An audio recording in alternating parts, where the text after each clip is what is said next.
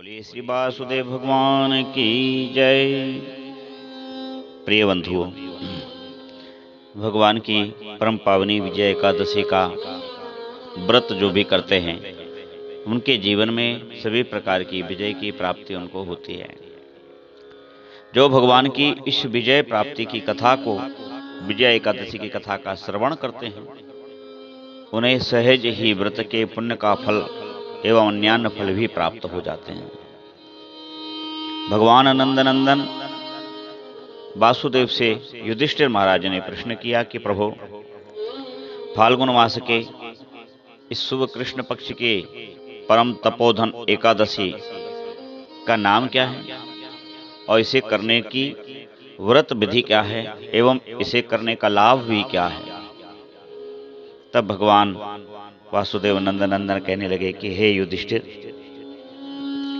एक बार नारद जी ने कमल के आसन पर विराजमान होने वाले परमपिता ब्रह्मा जी से प्रश्न किया कि हे सर्वश्रेष्ठ, कृष्ण पक्ष में जो विजय एकादशी होती है, कृपया उसके पुण्यों का वर्णन कीजिए, तो आपकी मेरे ऊपर परम कृपा होगी।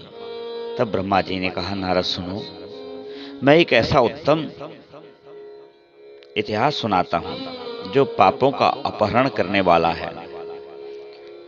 यह व्रत जो मैं तुमको बतलाने जा रहा हूं, यह बहुत ही प्राचीन, पवित्र और पापनाशक है और इसे विजया नाम की एकादशी कहा जाता है। यह संपूर्ण जगत को, राजाओं को, महाराजाओं को एवं सर्वसाधारण को भी सर्वत्र विजय दिलाने वाली है। विजय प्रदाता यह व्रत पूर्व काल में भगवान श्री राघवेंद्र सरकार ने किया था। इस व्रत को जो मनुष्य नियम से करता है उसे समस्त प्रकार की पुण्यों की प्राप्ति तो होती ही है और वह सदैव यहाँ पर विजय प्राप्त करता हुआ नारायण के भगवत धाम को भी प्राप्त होता है। एक बार भगवान राम अपने पिता श्री राम दशरथ महाराज के वचन मान करके वनवासी हो गए और उन्हें 14 वर्ष का वनवास प्राप्त हुआ। वह वनवास प्राप्त करते हुए अनेक स्थलों को धन्य करते हुए मेरे प्रभु लक्ष्मण जी और सीता सहित पंचवटी पर पधारे। और जैसा कि वर्णन है कि यहाँ हरि निश्चर वैदी विजय आत्मा भगवान श्री राम की तपस्विनी पत्नी श्री भगवती सीता का अपहरण दुरात्मा रावण ने कर लिया। उनकी खोज में भगवान राम अपने अनुज लक्ष्मण के साथ जटायु को, कबंध को धन्य करते हुए सुग्रीव के साथ पहुंचे, मैत्री की। और सुग्रीव के साथ मैत्री करने के पश्चात भगवान वहां निवास करने लगे। पुनः वाली का वध कर सुग्रीव को किष्किंधा का राज्य दिलाया और पुनः हनुमान जी के चिन्हित करने पर कि भगवती सीता अशोक वन में लंका में रह रही। तब भगवान राम ने लंका के उस पार जाने के लिए समुद्र के पास आकर के भगवान राघवेंद्र ने लक्ष्मण जी से पूछा कि हे लक्ष्मण, यह जल जीवों से भरा हुआ अगाध किंतु भयंकर यह समुद्र, इसे पार करने का मुझे तो कोई उपाय नहीं दिखाई देता जिससे कि इसको सुगमता पूर्वक पार किया जा सके। तुम ही कुछ कहो। तब लक्ष्मण जी कहने लगे कि हे आदिदेव, आप तो साक्षात पुराण पुरुषोत्तम ही हैं, आपसे क्या छिपा है। फिर भी आपने मुझसे कहा है तो यहाँ द्वीप के भीतर बकदाल्व नामक मुनि रहते हैं। यहाँ से आधे योजन की दूरी पर उनका आश्रम है। हे रघुनंदन, उन प्राचीन मुनीश्वर के पास जाकर हमें उन्हीं से इसका उपाय पूछना चाहिए। तब अनुज लक्ष्मण की यह बात भगवान श्री राघवेंद्र सरकार को बहुत उत्तम लगी और महामुनि बकदाल्व से मिलने के लिए भगवान अनुज सहित वहां पर पहुंच गए। वहां पहुंचकर उन्होंने मस्तक झुकाकर मुनि को प्रणाम किया। मुनि उनको देखते ही पहचान गए कि यही पुराण पुरुषोत्तम श्री राम हैं और किसी कारणवश मानव शरीर में अवतीर्ण हुए हैं। उनके आने से मर्ष को अत्यंत प्रसन्नता हुई। उन्होंने श्री राम से पूछा कि हे राघवेंद्र, आपका आगमन कैसे हुआ? श्री राम बोले, ब्रह्मन, आपकी कृपा से राक्षसों सहित लंका को जीतने के लिए सेना के साथ मैं यह समुद्र के किनारे आया हूं। हे मुनि, समुद्र किस प्रकार पार किया जा सके, एक तो यह उपाय मुझे बतलाइए, मुझ पर कृपा कीजिए, और दूसरा रावण पर मेरी विजय प्राप्त हो। तब बगदाल व मुनि कहने लगे कि श्री राम, आपका आशय अवश्य पूर्ण होगा, किंतु एक आपको उपाय बतलाता हूं, आप उसे कीजिए, उससे आपको अवश्य विजय प्राप्त होगी। तब राघवेंद्र हाथ जोड़ करके बैठ गए आसन पर, और बकदालव मुनि ने कहा कि फाल्गुन के कृष्ण पक्ष में जो विजया नाम की एकादशी होती है, उसका व्रत करने से आपकी विजय होगी। निश्चय ही आप अपनी वानर सेना के साथ समुद्र को तो पार कर ही लेंगे, पर हे राजन, रावण पर भी आपकी विजय अवश्य होगी। अब इस व्रत की विधि सुनिए। यह फाल्गुन मास के कृष्ण पक्ष को आती है। इसका नाम विजयादशमी है, विजया एकादशी है। इस व्रत को करने के लिए व्रत के एक दिन पूर्व, यानी विजयादशमी के एक दिन पूर्व, दशमी को ही, दशमी आने पर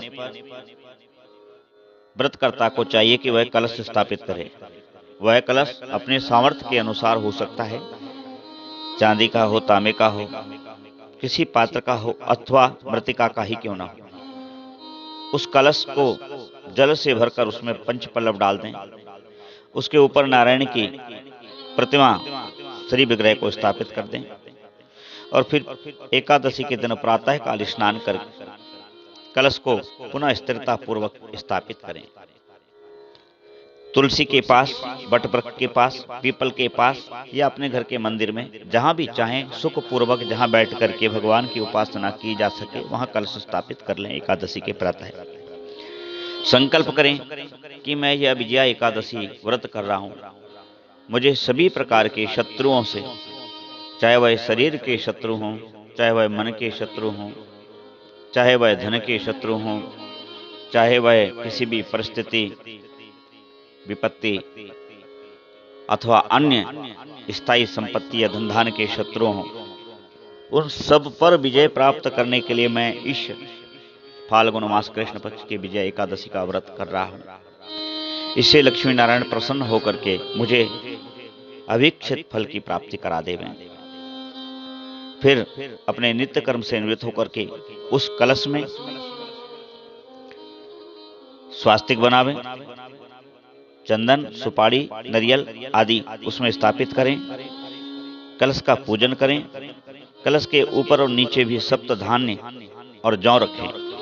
गंध, धूप, दीप और भांति भांति के नैवेद्य से उस कलश में भगवान लक्ष्मी नारायण का पूजन करें, तुलसी पत्र चढ़ावें, और कलश के सामने बैठ करके सारा दिन उत्तम व्रत, कथा, भजन, कीर्तन, गुरु मंत्र का जप, अथवा तो लक्ष्मी नारायण मंत्र का जप, अथवा तो ओम नमो भगवते वासुदेवाय का जप दिन में भी करें और रात्रि काल में भी जागरण करते हुए करें।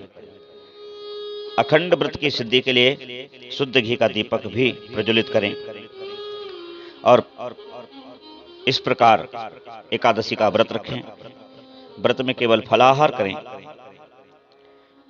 और फिर दूसरे दिन द्वादशी को किसी जलाशय के पास जाकर के वहां स्नान करें।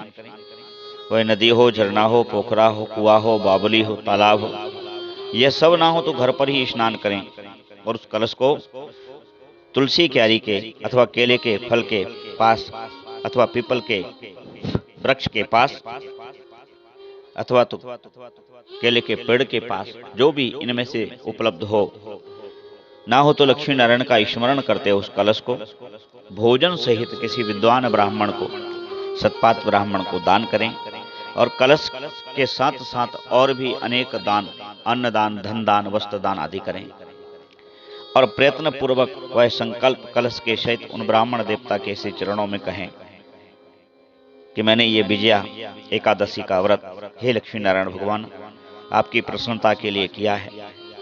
यह व्रत मैं कर चुका हूं, इसमें जो भी त्रुटि हो उन्हें आप कृपा पूर्वक क्षमा करें और इस व्रत को स्वीकार कर मुझे सभी प्रकार की विजय प्राप्त कराएं। जीवन में चाहे वह परिवार से हो, चाहे पुत्रों से हो, चाहे पति पत्नी से हो, चाहे हमारे ही मन के अहंकार से हो।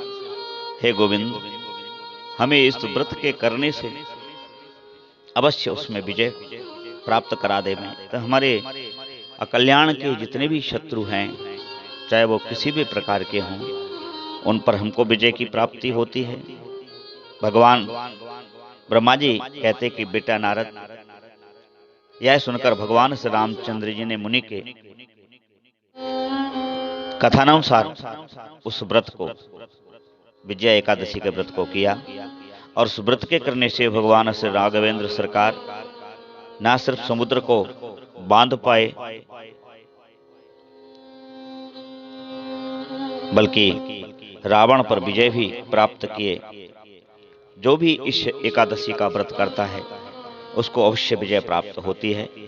इस प्रकार से भगवान श्री कृष्ण ने युधिष्ठिर महाराज को यह विजया एकादशी का व्रत कह सुनाया। आप सबका भी बहुत मंगल हो, आप सब भी इस व्रत को करें और लक्ष्मी नारायण आप पर अवश्य कृपा करें। माता एकादशी, मैया विजया एकादशी आप पर अनुग्रह करें और आपको हर क्षेत्र में शुभ विजय की प्राप्ति हो। आप सबकी जय जयकार हो, आप सबका धर्म में मन लगे, परिवार में आपके में प्रेम बढ़े, आपका जो भी रुझान है वह मानव जीवन की यात्रा का जो हेतु है केवल उसमें लगे। आप सब अनेक प्रकार के सुख भोगते हुए, दीर्घायु प्राप्त करते हुए, आरोग्य प्राप्त करते हुए भगवान के भगवत धाम को प्राप्त करें। बोली वृंदावन बिहारी लाल की जय। एकादशी मैया की जय। श्री कृष्ण गोविंद हरे मुरारे, हे नाथ नारायण